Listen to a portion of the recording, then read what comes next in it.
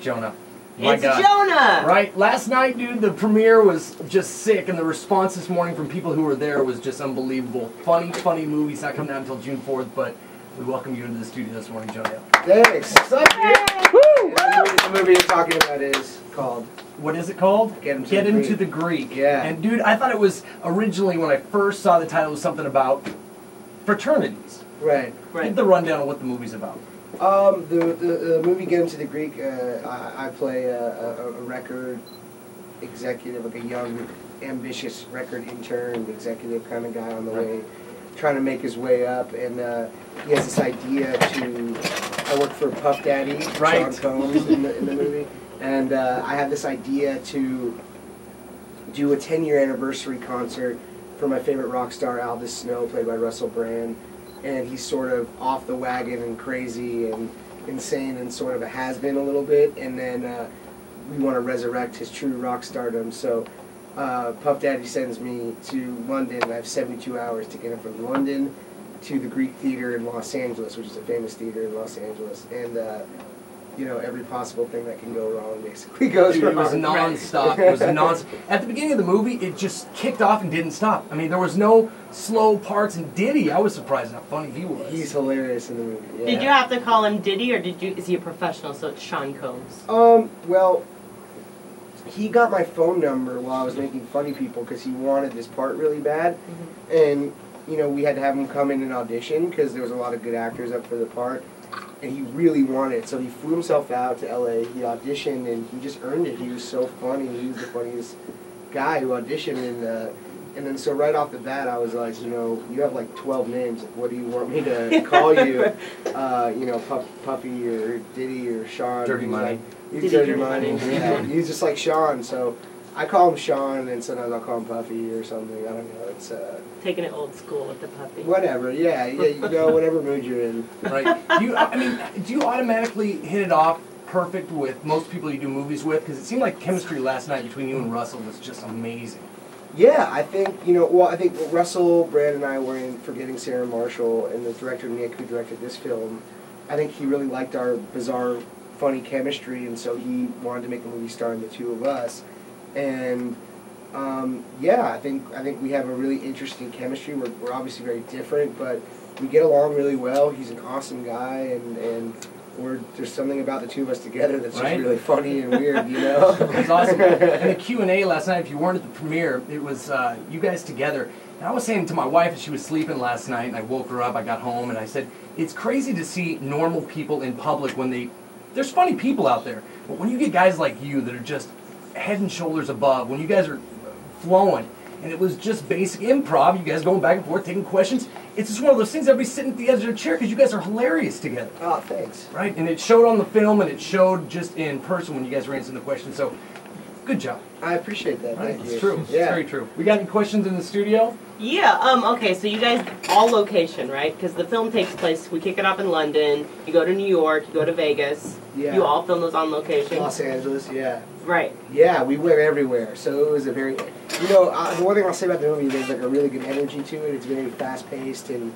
energetic, and that's probably because we were traveling places all the time, and, you know, in and out of airports, and shooting in airports, and nightclubs, and, you know, you really get a sense of the rock and roll traveling lifestyle, and then you sort of, you know, the values of the film for me, and the message, I think, is like, my character wants to see what it's like. I represent the audience, basically. Right. Like, oh, you want to, you know, I'm the person that the audience identifies with, and then you get to go on this crazy trip with a rock and roll star, and you're like, I want to party and be a rock star, but then you realize, oh, like, my loved ones are more important, having a normal life is more important, and that's sort of the moral of the movie. Right. Know?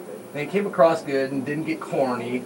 The message was there. It's not funny. A corny sentiment, but, you know, it's good to have when you can add some heart into a really funny, hardcore comedy and not have it feel cheesy or something. Right. You know?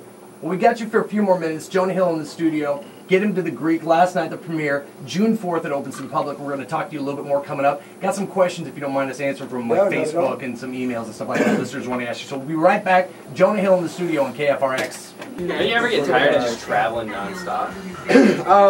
Honestly, this has been the best because, like, the Superbad tour, we were really young, and we'd never done that, and we were all single, so like we would like drink and try and meet girls and stuff. And then this tour, Russell and I both have girlfriends. He's sober, and I don't really drink a lot, and we've been like exercising and trying to be healthy and going to sleep early, and it's been really nice. And we have our own plane this tour, which is awesome. Oh, nice. So like, honestly, that makes, I mean, I'm not getting used to that by any means, because it's probably the one and only time that will happen, but not having to go check into the airport, like that, it's like, it's the coolest thing. Is Michael Cera as funny as he is in person? Yeah, he's hilarious. He's like one of my best friends. He's also like one of the nicest guys in the world. He's a really great dude. Did you first meet him for Superbad, or had you been friends? No, I met him before, and then like 3 or 4 months before Superbad, we had to hang out every day. The director wanted us to hang out every day, and then we became best friends like right off the bat. Yeah, and it was also great because I'm from LA and he didn't have a car, so like, he isn't from Los Angeles, so like if we wanted to go somewhere, we had to drive together. So like we just talked for like, you know, it was a good way to get to know someone. And then, you know, my family's really cool. Like everyone, a lot of my friends who work in the industry who don't have families in LA will come over for like Thanksgiving and stuff like that. So Mike would, you know, my family, he would hang with my family and stuff like that. So it was like, we had to, but then right away, like after a week, we were like best friends anyway. So awesome. Yeah, it was that whole experience was, everyone was really close, you know. And then Russell and I have gotten closer. It's been really cool, you know. It's really nice when you enjoy the person you're doing this with, you know.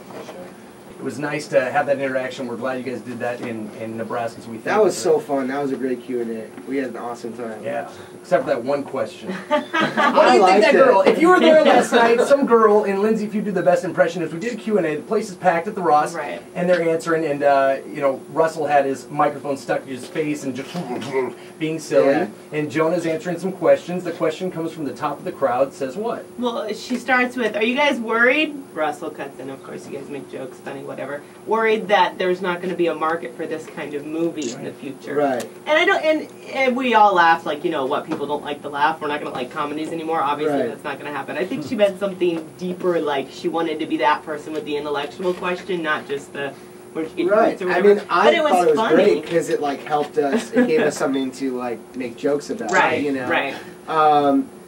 You know, I think the bigger concern is she's about to graduate college and she's worried that the job market's so crappy that, you know, I think, yeah, I mean, honestly, when people ask questions that are bizarre, it helps us in those situations because it gives us something to riff on and make jokes about. But I'm not worried about comedies going away because they never have. I mean, if you're having a bad day, there's nothing better than going to see a comedy. Right.